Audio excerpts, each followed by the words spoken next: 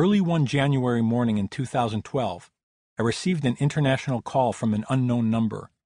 It was coming from the Dominican Republic, but I didn't know anyone in that country. I had never been there in my life. The voice on the line, however, was unmistakable. "If you like pirates, meet me in New Jersey."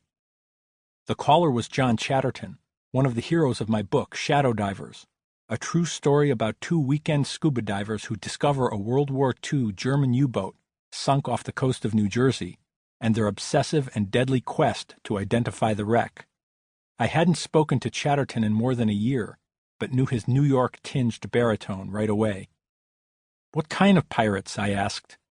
17th century, Caribbean, the real deal." Just the mention of pirates sat me straight up in my seat, but the timing for a trip from Chicago to New Jersey could not have been worse. It was snowing, I was researching a new book, and I was just winding down from the holidays. But I'd learned something from Chatterton the first time around. If there's a window to go, you go. An hour later, I was on I-94 headed east. Late that night, I pulled into Scotty's Steakhouse in Springfield, New Jersey. I hadn't seen Chatterton for 3 years, but he looked younger than I remembered. He was 60 now, but appeared in better shape than men half his age. He introduced me to his friend, John Mattera, a man of about 50 with a broad smile and a Staten Island accent. I'd met Mattera years earlier and remember he'd worked as an executive bodyguard. His arms still looked the part. We ordered drinks and caught up on family, then Chatterton got down to business. "How much do you know about the Golden Age of Piracy?" he asked. As it turned out, I knew quite a bit. Years earlier, at a used bookstore, I'd picked up a tiny paperback called The Buccaneers of America by Alexander Exquemelin, a true account of pirate life by a man who'd sailed aboard real pirate ships and had chronicled the exploits of Captain Henry Morgan. The book, considered a classic, couldn't have been more than 200 pages. I had paid $2 and taken it to lunch with me down the street. I never got to the food. Exquemelin's pirates were wilder than in any movie, more treacherous than in any novel.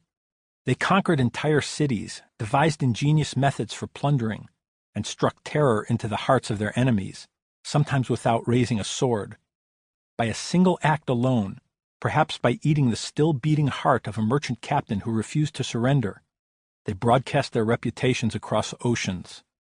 Even their downtime was epic, so packed with debauchery and fast living it would have spun the heads of modern millionaire rock stars.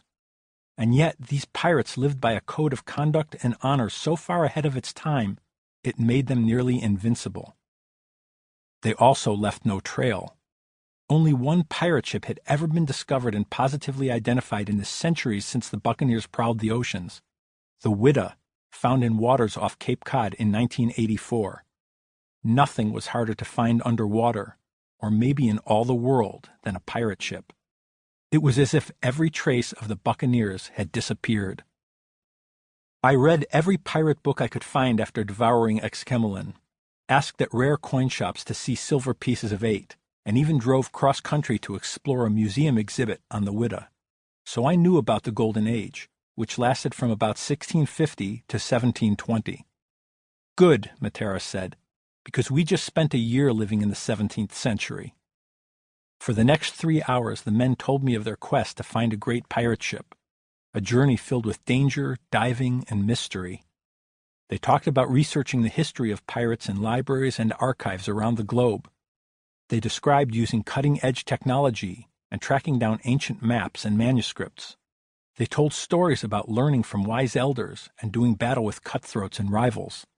And they told me about their search for a pirate captain more notorious than Blackbeard and more daring than William Kidd, a real-life Jack Sparrow, a man who'd been legend but whose story had been lost to time, the buccaneer Joseph Bannister.